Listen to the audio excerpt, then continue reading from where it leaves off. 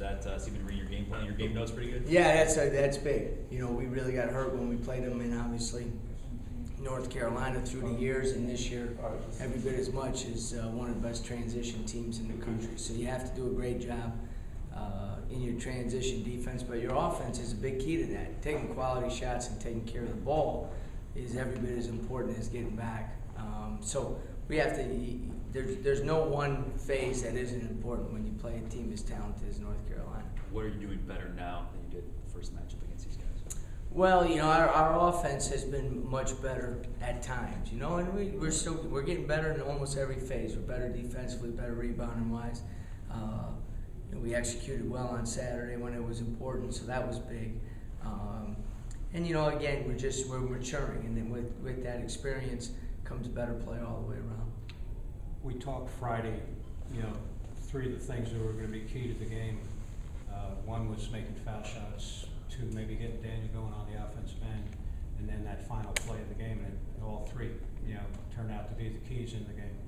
Yeah, you know, you play a team on the road that was 4-1, and it obviously he's played very, very well on the road. I mean, at home, and you know, our defense was good throughout the game. And during that stretch, again in the second half, we went into a little bit of a lull offensively. Our defense kept us in the game, and then I think we scored on maybe 8 out of the last 10 possessions. Daniel was active, and you know, missed some shots that we're going to have him make, but was so active defensively and hit some shots for us as well. And you know, I think our last 13 points were all scored by freshmen, so that was a good sign for us, and just in terms of calling those guys numbers and those guys responding well.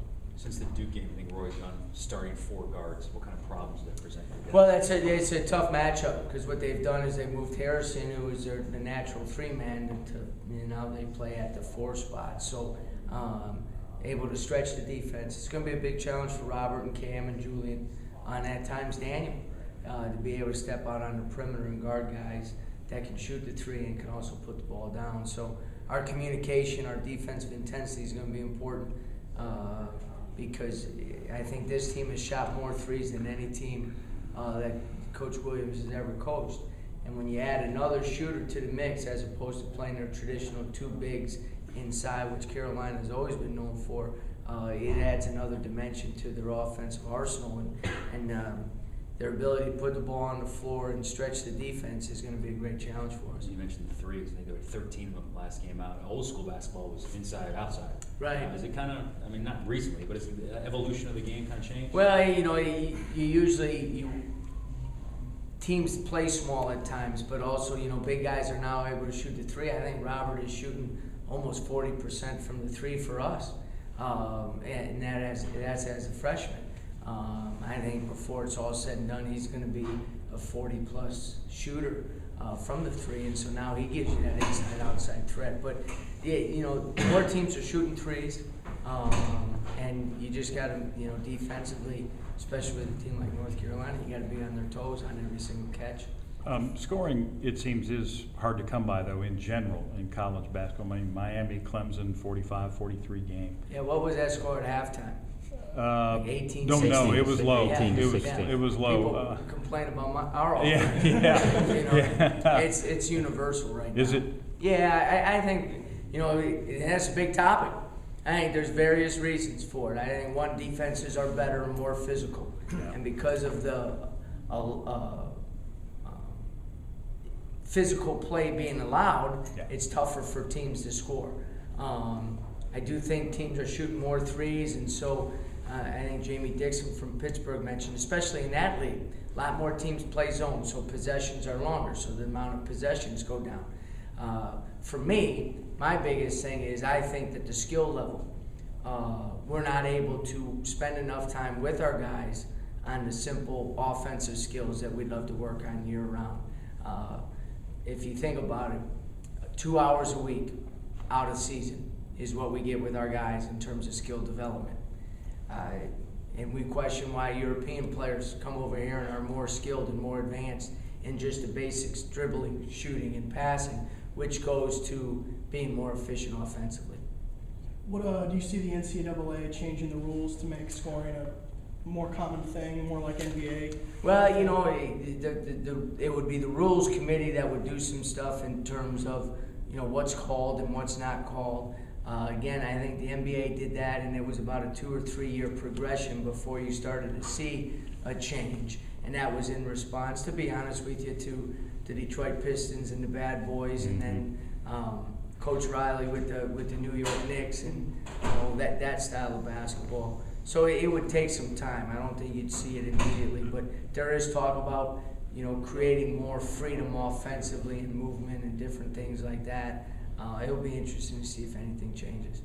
The first time through with Carolina, they shot 22 fouls. I think Tech only shot 6. Is that a matter of not being aggressive enough on offense or not moving your feet on defense? You trying to get me in trouble?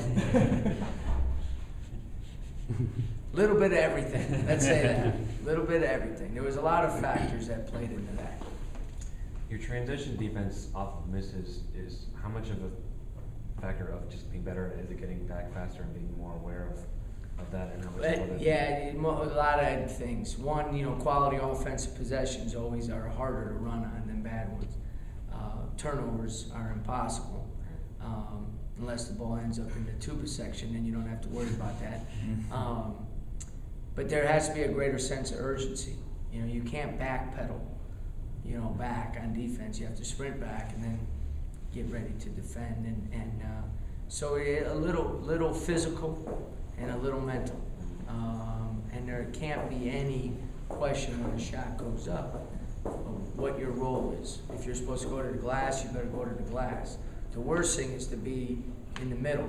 You're not going to the offensive glass, so you're not putting any pressure on them to rebound the ball, and you're not getting back. And in that game, in the first game, we had a lot of middle ground guys where they weren't getting back, but they weren't aggressively going to the offensive glass. We talked to Rob about the final shot and enabling him to get the rebound because Marcus really went hard to the basket and everyone, you know, sloughed off on him. Is that what you wanted to see out of that final play? Yeah, we wanted to get, obviously, kind of a play for Marcus to aggressively attack the basket and to put our two big guys in good rebounding position, Daniel on one side, Robert on the other, to rebound and miss. I didn't think the miss would occur the way it did, but, you know, Robert really had an unbelievable effort to get to the glass. And then did a great job of being strong with the ball and you know, getting a shot through the contact.